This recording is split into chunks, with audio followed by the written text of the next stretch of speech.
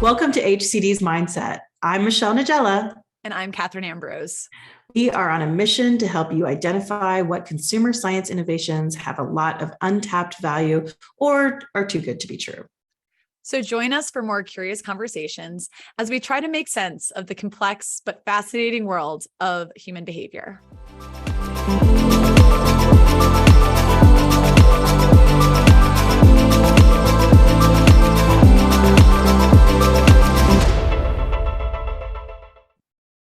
Hello, everybody, and welcome back to Mindset.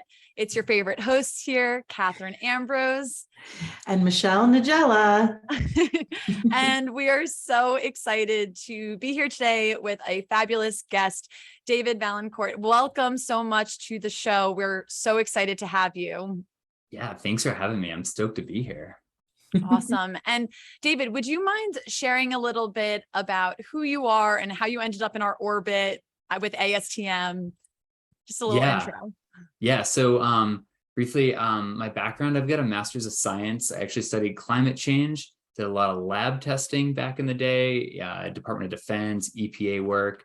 Curiosity about the cannabis space and some connections kind of led me to where we are today, which resulted in, hey, there's this meeting happening in Toronto on standards for the cannabis industry, and they need some support. And like, you have experience in the lab world. Could you like maybe be an officer in the lab subcommittee? And I was like, what is this? Next thing you know, June of 2017, I'm in Toronto, part of this big meeting, and fast forward 4 years, 5 years now later, and I am the vice chair for ASTM International D37's Committee on Cannabis Standards, and get to work with some amazing people like Martha on your team and many others standardizing the cannabis industry. So I think a lot of people out there, in even people that are in R&D, they don't always understand what ASTM is. So just to take a little bit of a step back, what is the purpose of ASTM and D37? Yeah, so the ASTM is so cool. Let's just put it that way. Maybe I'm biased because I spend a lot of my volunteer unpaid time there, along with 1,200 other committee members. It's a 120-year-old institution. It's a nonprofit that provides the framework for developing voluntary consensus standards for industry. So there's 148 other technical committees besides D37, from textiles to unmanned aircraft, space flight, like almost anything you can imagine, medical devices, where there's a balanced process so that consumers, users, industry, and regulators can all come together and decide on and duke it out, is how I like to say it, to develop something that is consensus and the industry and regulators and consumers alike can use, that ensures products are produced, safely and consistently. And would you elaborate a little bit, because your focus is a bit more on the regulatory consumer safety side? What is your perspective during the D37 meetings? What do you bring to the table that is unique? Ooh, that's a good question. So, I'd say, one thing, thinking about the regulatory side, especially in cannabis, right? Canada, you guys have, you have a federal infrastructure in Canada with good production practices that Health Canada oversees the cannabis industry. But there's still those like gaps even in the Canadian regulations. There's still a large illicit market. And then in the States and globally, there's everything from cannabis, high THC products, to these like new novel synthetic cannabinoids. And from a high THC standpoint, most regulatory bodies have looked at focusing on diversion. And so compliance, not quality and safety. So the safety of the consumer products, what's the identity, the purity, the strength, the composition. That's a whole nother conversation that we really haven't had. And so that's where standards can really bridge that gap in developing things instead of in a reactive way or, relying on regulators to just do the work, lawmakers, et cetera. We can develop those that fill those gaps. Consumers basically just have to trust that companies are doing the right thing. And so it is important that there is some sort of body out there that, is offering some sort of guidance. I don't know if either of you have watched some of the shows that have been on I think it's the History Channel. The Foods That Built America, I think, is one of them. And when you look at, the late 1800s and the early 1900s, and the food industry really coming into its own, like really having manufacturing and, becoming nationwide products and global products, it was crazy. It was the Wild West, and anybody could have put anything they wanted to in any bottle, right? So there wasn't a lot of trust on the consumer side, and that certainly has had to change, with new regulations, but there has to be guidance for the actual scientists as well. So it's kind of like both sides, that there is some sort of body out there that's governing that. So what is the difference between? I know we've talked about this a little bit about, actual government involvement versus ASTM, which is very volunteer based, is what you've said. Mm-hmm. So, man, you just hit on so many things that I'm like, I want to go on for forever. Like, trust is such an important word, right? Yeah. And we, without trust, what do we have? You Right. can, so I'll save myself from going down that rabbit hole, but you mentioned some really good things about, the turn of the century. And I like to use the analogy that there's a difference between, Michelle, you're making whether it's a pot cake or just a regular cake, for, a dozen friends and family, versus I am producing that to be in every grocery store shelf that thousands, if not millions of people are going to eat. One mistake at that scale has a way larger impact than you making it at home for a dozen friends. And the controls and the automation, the number of hands that are involved, commensurately add a ton of risk, right? It's not just Michelle making the product. There's hundreds of people on the assembly line. It's a very complex process. So there's a lot of opportunities for things to go wrong. So I think that's a really important point to make. And then going into your question, back to your question of regulations and then, ASTM standards, it's really cool because while regulators aren't required to be there, and, certainly there's, ASTM doesn't cover every industry, the standards development process works globally. And like in the US, it's recognized by the National Technology and Transportation Transfer Act of 1995, where NIST, the National Institute on Standards and Technology, they're active at the table, and federal government actively is encouraged to utilize and adopt these standards by incorporating them into reference, because the process is so credible. So it actually makes government's lives a lot easier. So the standards are, inherently voluntary in nature. Nobody is required to adopt them unless, you cite them in a contract. It makes lives easier from a supply chain and a global commodity standpoint to, just reference a standard that's gone through all this legwork of, what's good, what's bad. And then, regulators can actually incorporate them into reference. And there's something like over 2,000 standards in the US Code of Federal Regulations that are actually reference standards. And then globally, there's something like over 7,000. So while it's not required, it's a common practice, and it makes all our lives easier. And so I'm interested because you just gave us a very macro view of what this entire process is like. Throughout that entire process, what are the big hurdles that you're facing specifically in a space like cannabis, or in a space like the natural products space? What are your biggest challenges? I mean, I thought about this, it's kind of something that I struggle with every day, right? And maybe it boils down to just a few buzzwords, right? Like credibility, the credibility of the industry is at stake. The stigma, which kind of aligns with credibility, and then the safety. The lack of research, the lack of data. Sure, we've used cannabis for thousands of years, but again, it's been in small, ceremonial, limited applications. Now we're going into that world that Michelle, you just described, with thinking about the food world from late 1800s to production that impacts millions of people. We're using solvents. We're getting really advanced now. What's in that product? What's the impurities? What's the safety profile? That those are big issues that we have to grapple with, and we need research and data to inform us of that so we can develop those standards. And that's a major struggle, combined with the, just the diverse stakeholders and, reputations that everybody comes with. Yeah, I attended a talk sometime in maybe 2017, 2018, and it was I forget his name. I think it was like Mark or something, but he was from some company out in California, and he was a plant biologist. And he was talking about the difference in the plant itself, even, right? Mm-hmm. So when we're talking about CBD or talking about terpenes or whatever it might be, our ability to really break these things down, like, so the product that you buy, if you were to buy bud right now compared to like in the 1970s, that it's completely a different ballgame, right? Mm-hmm.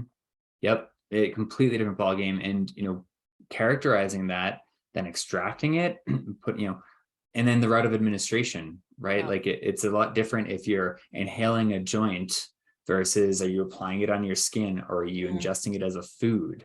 Those are different risk factors. Which must be really interesting because, like, again, thinking back at ASTM, and it's got this rich history of, like you said, 120 years, right? So the products that you think of as being well established in all that time, let's take steel or something like that, where, people have gotten to the point where they do just trust that steel is steel. And maybe there's, some guessing at if it doesn't come from a country that's well regulated, but this is a completely new committee, right? Dealing with a completely new product that's not even completely legal, right, in the US to be this nationalized food product, let's say, right? So this must be a really interesting spot to be in.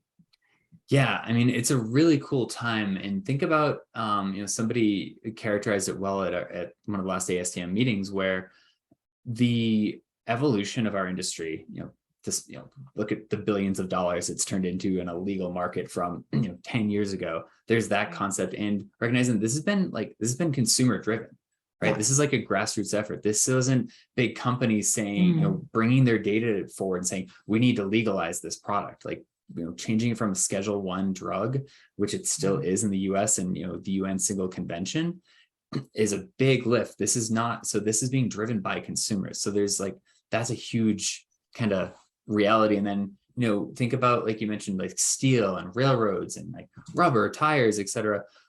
We as humans, it's so easy. You go through life every day, whether driving, walking, etc. You just expect things to work, right? We expect our computer to work with some minor glitches. We expect our car to turn on. When things go wrong, it's frustrating. It comes back to trust. And so look at the cannabis industry.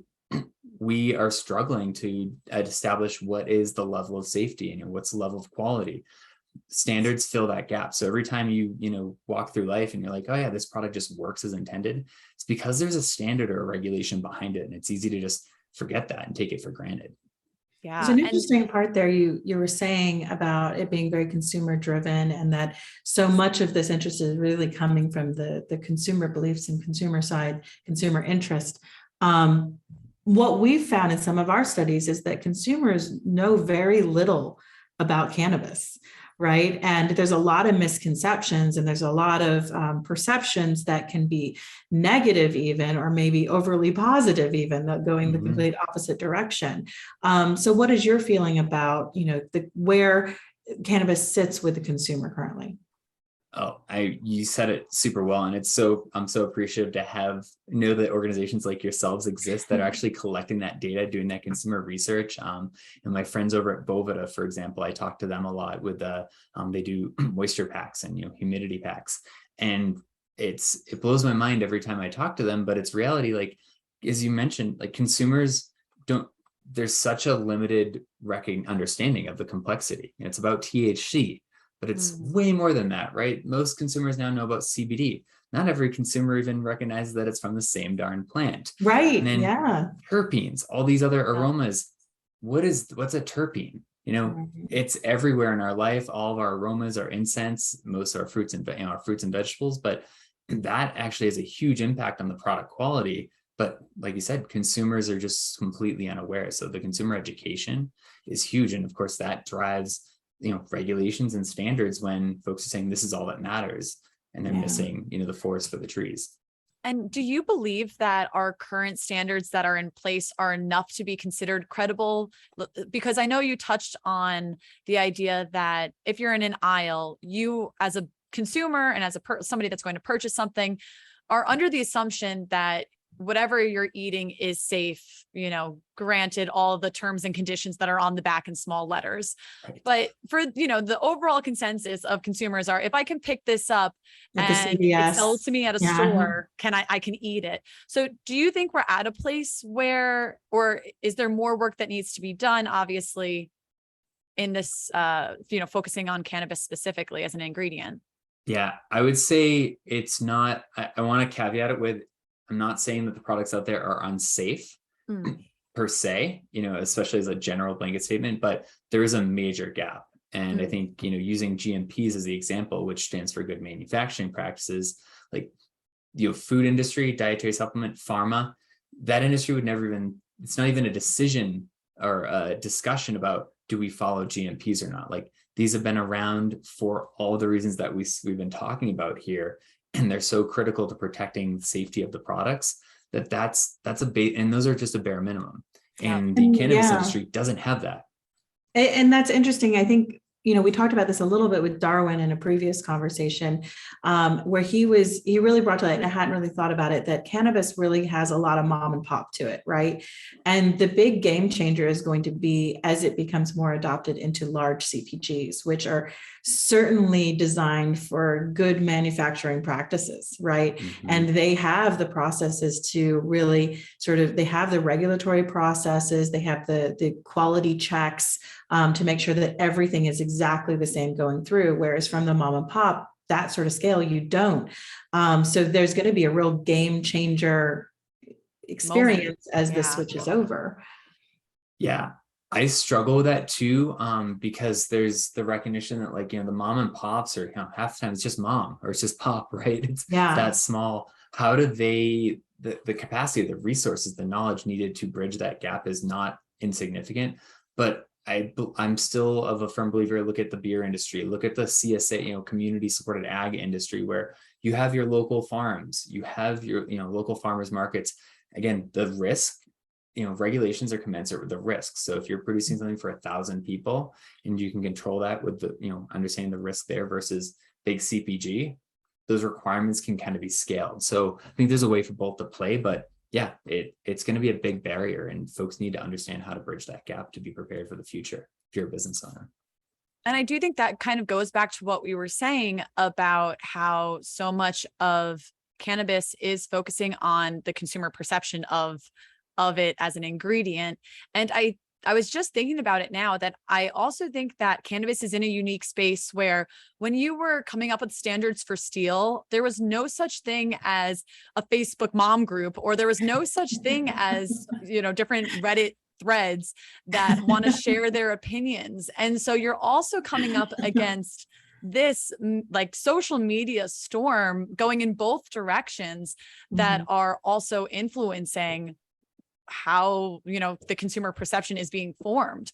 So what do you even do to try to not necessarily combat it, but harness it in a way to work towards building that trust? Yeah, I mean, that's where I would say come to ASTM, right? And like everybody's entitled to an opinion, right? But does an opinion mean that we should follow it? How do you kind of suss out and use the, look at the number 1,200, the 1,200 people at D37. You get 1,200 different perspectives, maybe that's the more appropriate word, that then gets filtered out, and you get that aggregate of data so you can make an informed decision. Yeah. Yeah, it's interesting. I was just on a Facebook mom group recently, and one of the moms had posted, she organizes a group, and it's really just a way to find out fun events going on for kids in my area. So that's the only reason I'm really a part of it. But this mom posted very specifically saying that she's getting rid of her rice cooker because she's decided that rice has no nutritional value, and she got kind of called out on it. And I called her out on it. So I'm like, you can't really say that. That's a horrible thing to say. Like, it does have nutritional value, and to say blatantly like that. And she was like, well, it's my opinion. And I'm like, but that's irresponsible, And so I think that the responsibility is an interesting point to this, especially when you're thinking about the companies that are putting on their label, that it is a CBD product, whatever claims might go along with that. But it also leads to kind of discussing a little bit. So we did a study with D37, ASTM D37 on labels, right? So including a warning label, because it's important that people know whether something is intoxicating or not, because a lot of the perception about anything cannabis related is that it's going to get you high, right? Which may not be the case. So do you want to speak a little bit to maybe that sort of perception and why there's a need for some sort of label? Yeah, well, I mean, I think it even goes, you hit the nail on the head in so many areas, like, and I'll look at the state marketplaces and the number of different universal symbols and how are those created? Well, there's as many different symbols as there are stories, right? And it's just people at the end of the day running, government entities, et cetera, making these decisions because we know that we need to, again, back to the compliance, we need to kind of be careful and control and limit diversion, access to youth, and minors, et cetera. That's all, basic understanding in the industry. I would say it's nobody's arguing with that. But how do you do that? Warning labels, symbols, et cetera. And what you get into the details of, does it actually do what it's intending to do? That requires some design of experiment and some way smarter people than me, and then research and data on consumers to determine that. And I'm so grateful for you guys to have supported that, led that work, because it took all the subjectivity out of, well, I think this does this, or I'm worried that it does this.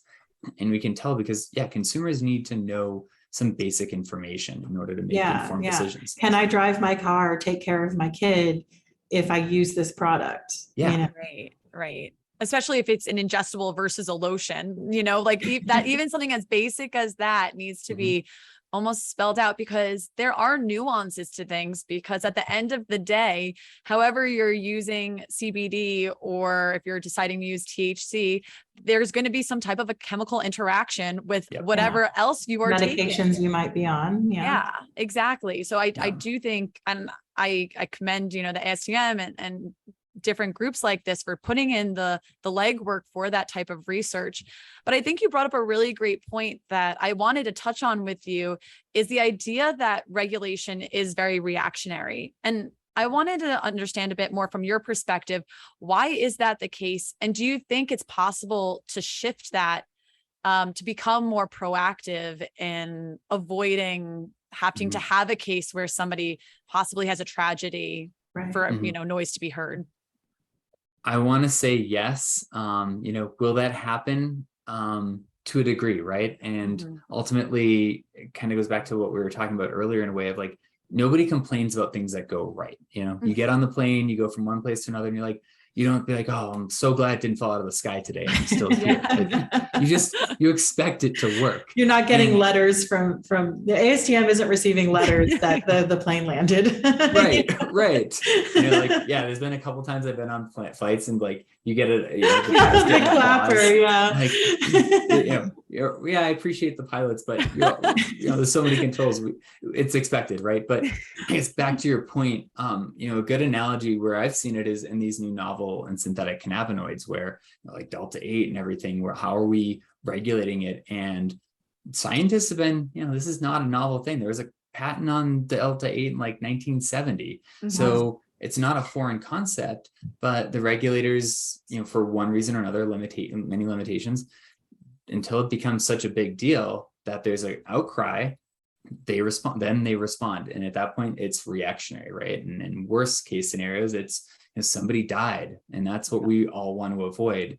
So typically, that's how our systems have worked, right? That's how they work so often. But with standards, we can actually be proactive. We can develop them from a volunteer basis. We have regulators at the table, and we can make their lives easier and develop that roadmap and say, hey, I don't want to wait for that to happen. This is the issue I'm seeing. This is the solution. And it goes through the process, and it can be adopted and used proactively. And again, think about industries where there's a lot of lack of regulations. Again, we may just not even realize it, but oil and gas is a good example. There's a lot of toys, consumer safety products that they just adopt standards because they're proactive and life is generally good. Yeah.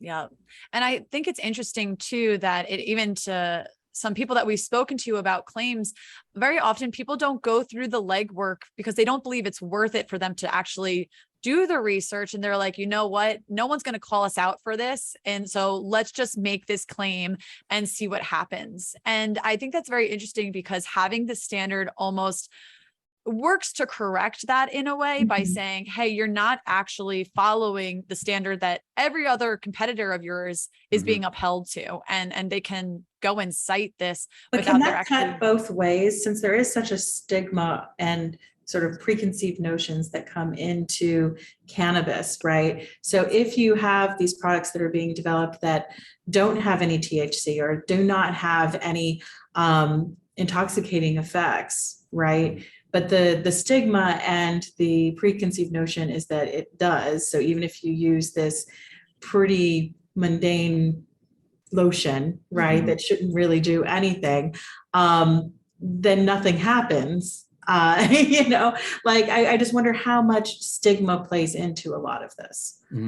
I think you bring up a good example if we tie it back to like the intoxicating symbol, and we provide that framework, and then businesses can take advantage of that and say, look, of course, the burden is on them to make sure that they are accurate in terms of this is a non-intoxicating product, but then they can celebrate and they can promote that this is a non-intoxicating product. It doesn't warrant the use of this symbol. I conform to this standard. So it's a major asset. And eventually, ultimately somebody's going to, either call you out or come up with the solution. And then you can be in the, do you want to be on the bus or do you want to be hit by the bus? Right? Oh, yeah. Like ideally you want to I like drive that the analogy. bus. Yeah. I Good like that. analogy. And it makes me kind of lead to the next question of, do producers believe that it's the consumer's responsibility to call out their products, or where does that responsibility really fall? That's a good question. And I'd say I definitely don't want to speak on behalf of producers, but what I've seen, right, is different operation entities with different levels of expertise and background. So if you don't have a chief scientific officer, chief medical officer, which let's just dumb it down to, do you have people that have an understanding in biology and, the pharmacokinetics of our body? If you don't have anybody like that and you're trying to tout that you have like health medical based products, on what grounds? Right. Like, I'm not going out there saying that this car is fit for use. I'm not an auto engineer. Like you need that expertise. So Yeah.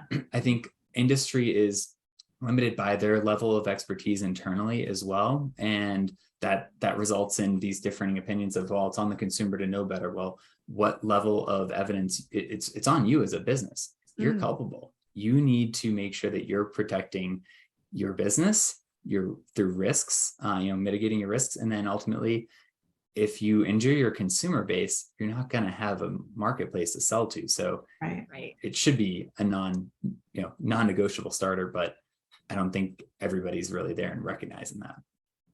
Yeah, absolutely. And so I want to talk to you honestly forever about this, but unfortunately I do notice that we are coming up on time. So I just want to end before we play our game with just one question to you about, what do you believe is really going to be the future in terms of regulation and policy making within an industry like cannabis or just the wellness space in general? I'm really encouraged about the natural product space and what kind of a renaissance and revolution we are driving through cannabis. I think, to your point, it has much bigger implications, and ultimately we're going to see regulations catch up. We're going to see federal legalization. Will it be 5 years? Probably. What will the UN look like? I don't know, it's going to be a while, but we're going to see a whole new marketplace that's going to be stabilized through consensus standards. I think the standards work is going to be incredibly huge in making this transition from an opinion-based gray area and illicit market to a credible industry. And I'm excited.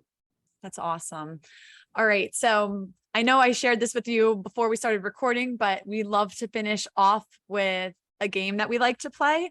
I'm just going to say 10 words to you, one at a time, and then you're just going to share with me what you think of. What's the first word that comes into your head? Are you ready, David? I guess as ready as I'm going to be. Don't overthink it, right? That's the Exactly. Exactly. Free association. Exactly. So first word, Quality assurance. Lab testing. The state of Colorado. Independence. CBD. Consumers. Education.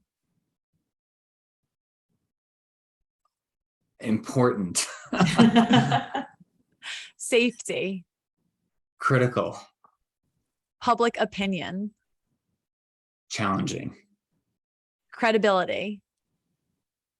Paramount. Businesses. Reality. Bus drivers. Awesome. And my final, I'm going to say phrase for you, Facebook mom groups. Wow. Love it. That was awesome. That was great. Oh, one word is so challenging. It is. It's my It least is. favorite part of the reality. That was No, I fun. thought that was awesome. You did a great job. And for people that are interested in getting in contact with you and learning a bit more about ASTM, where can they find you? Where can they learn more? Yeah. So you can email me at my, I run the GMP Collective. So you can email me at david@gmpcollective.com. Check out our website. ASTM, go to astmcannabis.org. Nice and easy. They made a whole microsite for our industry and our committee. A bunch of great links there. Get in contact with us. And the best part is anybody can just show up. Just show up. Google it. Show up to our January in-person meeting. I think it's in Kentucky in January. It's open to all, and it's really fun. Very cool. Well, thank you so much for taking some time today and joining us. And until next time, everybody take care. Thank you. Thanks so much, ladies. For more information or updates, follow HCD Research on LinkedIn, Facebook, and Twitter at HCD Research Inc. and at HCD Neuroscience. Subscribe to our YouTube channel and be sure to rate, review, and follow us on Apple, Spotify, or wherever you listen to podcasts. Thank you and stay tuned for more curious conversations.